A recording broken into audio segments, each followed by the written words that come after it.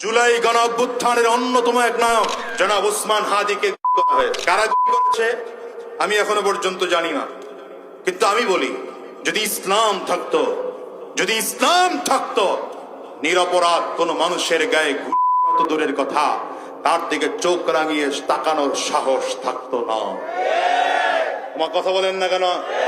কারণ ইসলাম যদি দেশে থাকতো তাহলে যাকে অন্যায়ভাবে গুলি হয়েছে তাকেও সেইভাবে অন্যায়ভাবে ওভাবেই গুলি করা হতো।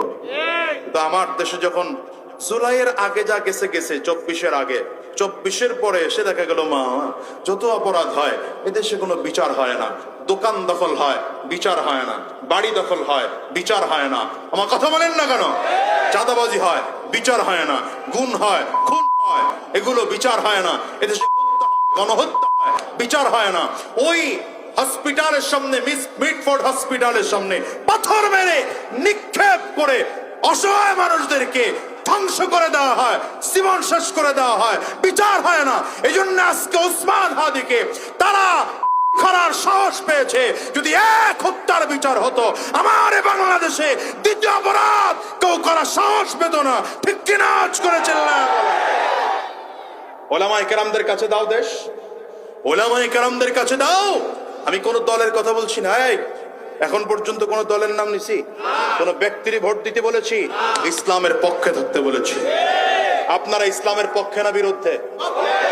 পক্ষের আওয়াজ এত আসতে না, পক্ষে না বিরুদ্ধে? কোরআনের পক্ষে না বিরুদ্ধে? দ্বীনের পক্ষে না বিরুদ্ধে? দাড়িওয়ালা টুপিওয়ালা জুব্বাওয়ালাদের পক্ষে না বিরুদ্ধে?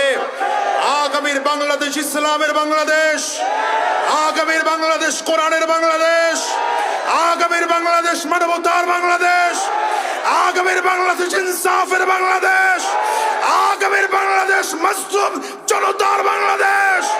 এই বাংলাদেশ গড়ার জন্য যদি রক্ত দিতে হয় রক্ত দিবা, জীবন যদি দিতে হয় কারা কারা তৈয়ার আছো?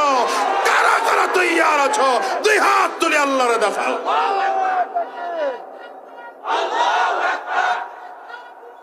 জিন্দাবাদ।